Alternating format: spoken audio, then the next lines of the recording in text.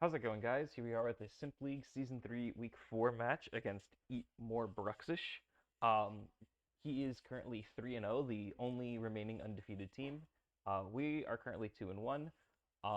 Hopefully, we are going to be the cause for the end of his undefeated streak. He has an extremely powerful and potent team, lots of Hisuian Pokemon.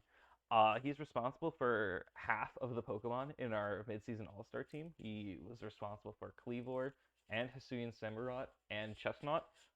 Those are all his. Just as a brief aside, I really try to be objective in these videos, but I have to talk about this. I hate Cleavor and Hisuian Samurott from a singles perspective a lot. Hazards are already like extremely powerful moves, and in part they're balanced for the passiveness of setting them up. If you want to go for something like Stealth Rock or Spikes, you forfeit doing damage on that turn in order to set up an entry hazards that will hopefully help you out significantly in the long term, right? Because every time you switch, they take damage. Stone Axe and Sea Sledge are extremely spammable moves that are quite strong due to sharpness, and they also get up hazards completely for free in addition to that. Like, why is there a 97 base power move that sets up spikes and a 97 base power move that sets up Stealth Rock? It's so bizarre to me. Um, my theory is that these moves and also Toxic Debris, like the ability, were made in an effort to make hazards viable in like official VGC matches, which kind of did succeed, but at the cost of like singles suffering as a result of it. I dislike these moves way less if they had either a base power nerf and or sharpness was nerfed. I think that 1.5 times is such an absurd multiplier for moves as insane as these, and there definitely needs to be some restriction on like this combination. Um, in the future, I'm probably just gonna ban the moves entirely, but maybe not. We'll see. Um, I don't like banning signature moves in general, but like if it's as oppressive as this, I have to consider restricting them in some way. Anyways, rant aside, let's get into the team. First up, we have Sereja, the Regidrago. This is an extremely potent offensive threat. Choice Scarf lets us outspeed Timid Kilowattrel with a modest nature. However, we are slower than a fast Electrode or a timid Scarf Armarouge or any other faster Scarfers.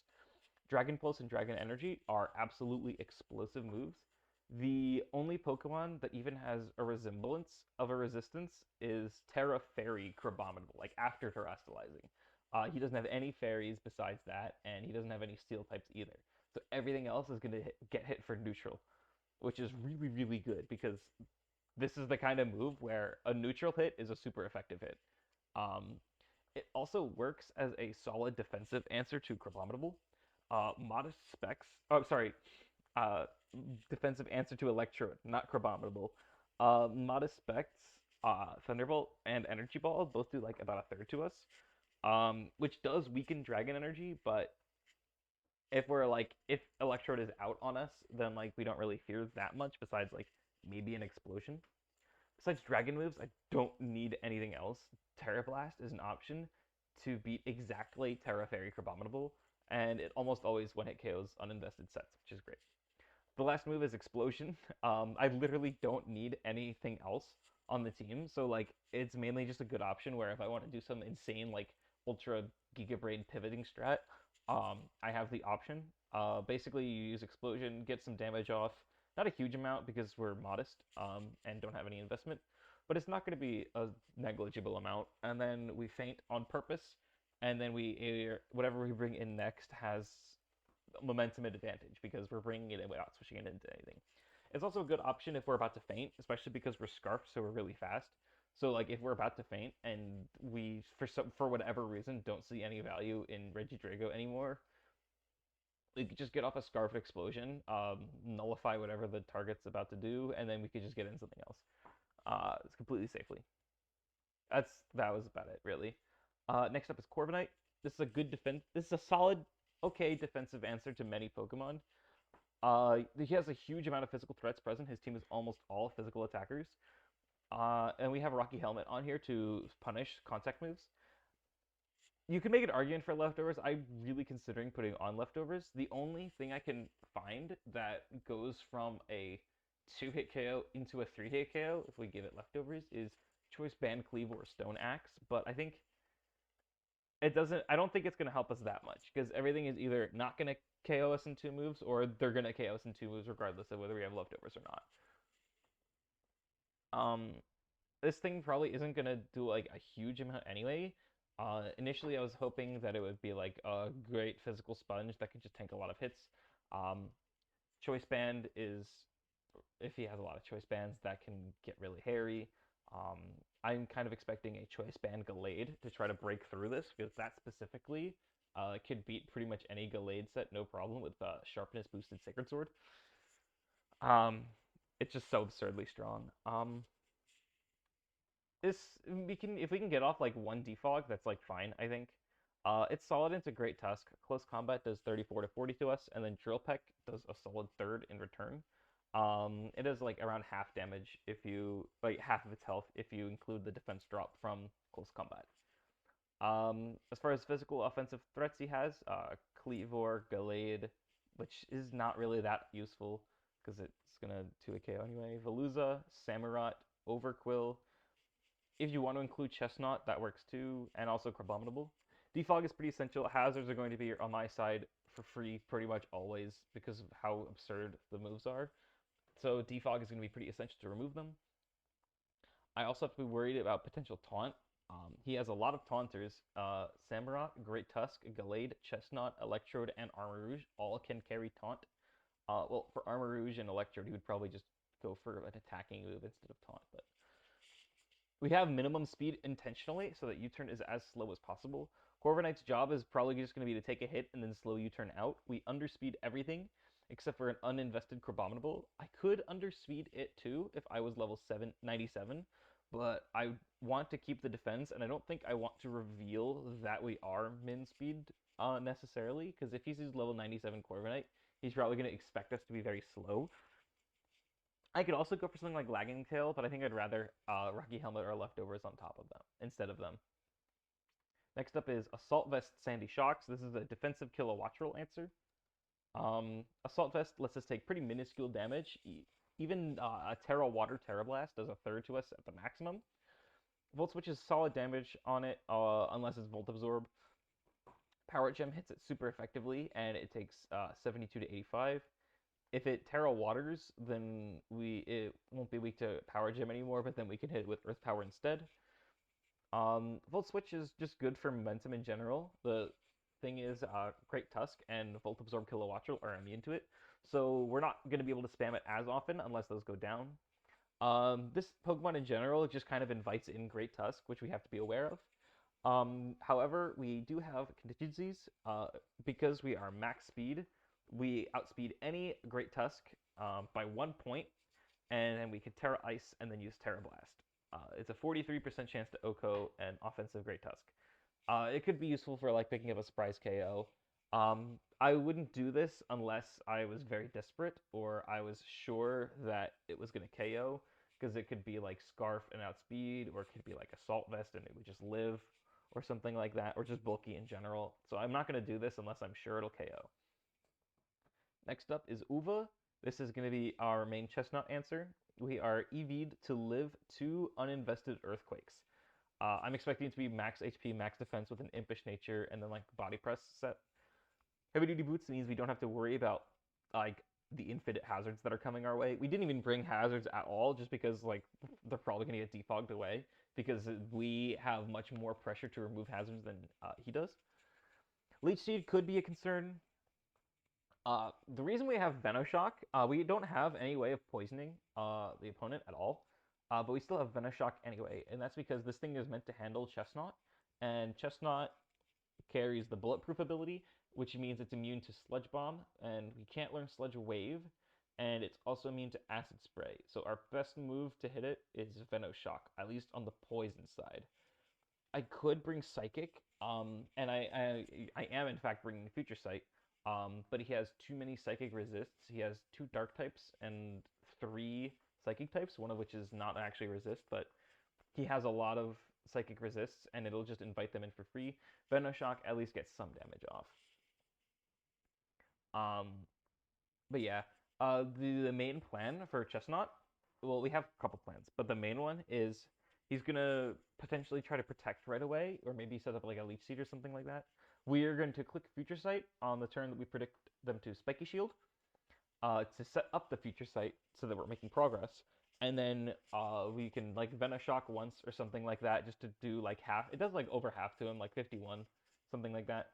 And then on the second turn, which is the turn that Future Sight is going to hit, we get Chilly Reception to switch out into anything we want. They're probably going to switch out on that turn, so we can react to it and send in pretty much anything to get momentum advantage.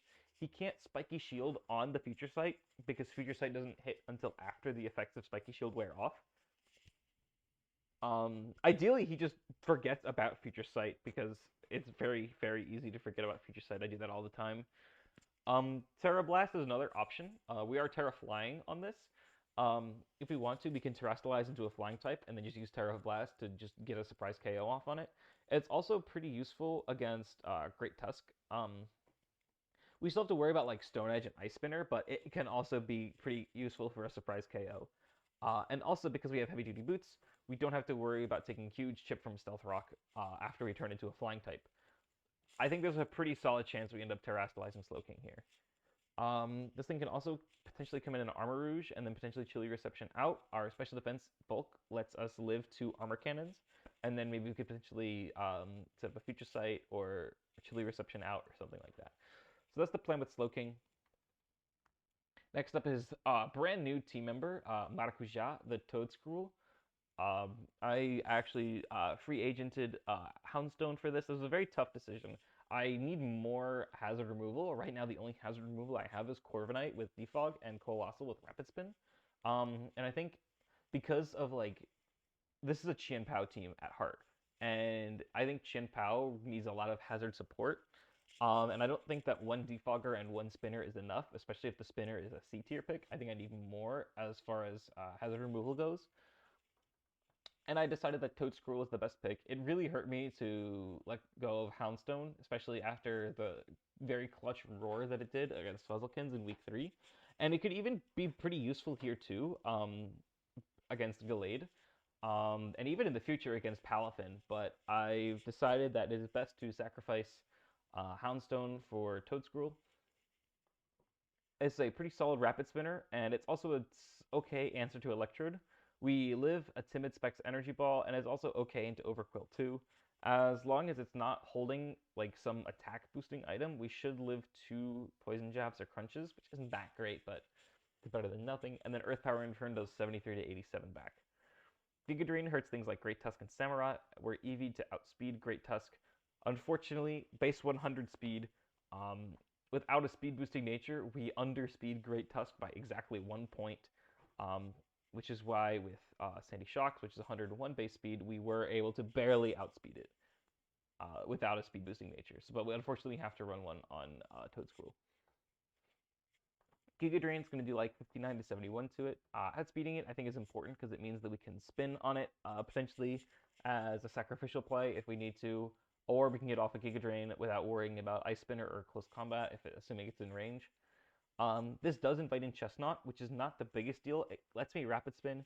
Body Press can hurt a lot. I think it does around half, but it's a decent opportunity to try to Rapid Spin. Rapid Spin is like pretty important. I need all the hazard removal support I can get. And then Foul Play is good for things like Veluza and Gallade. Foul Play actually does more to Veluza, I think. I'm not sure. I forget if that's before or after Fillet Away, but 80 special attack without any EVs isn't a lot, so I think Foul Play is going to be better than Giga Drain into Veluza. Also, especially since Giga Drain doesn't have a high base power. But Gallade, it does over half into, which I'm very excited about. In testing, Foul Play Toadstool outsped and KO'd Gallade with Foul Play, and it was very, very nice. So I'm hoping to pull that off again. Next up is Grafii. This is basically a Choice Scarf U-turn spammer. It was hard to come up with a 6th team member. It's pretty good for getting momentum and switching out of unfavorable matchups. The main reason I brought this is because Choice Scarf Grafii outspeeds a +2 Veluza by 1 point, and then we can easily one-shot it with Foul Play. Knockoff alone is risky because if it uses Fillet Away, it's going to eat its Citrus Berry, and then Knockoff isn't going to do enough. And then all other non-Scarfers are slower. Knockoff is good for like reducing the value of Pokemon by like removing their item, of course. Spreading knockoff is going to be pretty useful, I think. And then Poison Jab. This was originally Facade to take advantage of normal stab, but I think Poison Stab is better. It lets us one-shot Electrode. We're Choice Scarf, so we're faster than it. And then we do okay-ish damage to Chestnut, and it's also strong into things like Kilowattrel.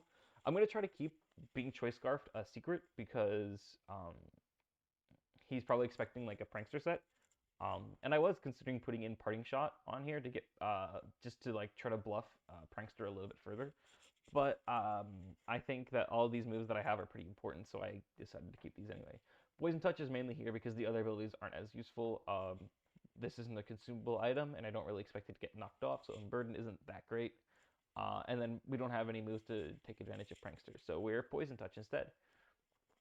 Getting a poison off on things is kind of okay, I guess. That's like maybe it could help with like Venoshock. That would be like kind of funny, but I don't really see it happening. But yeah, that's the team. Let's bet it. See you guys.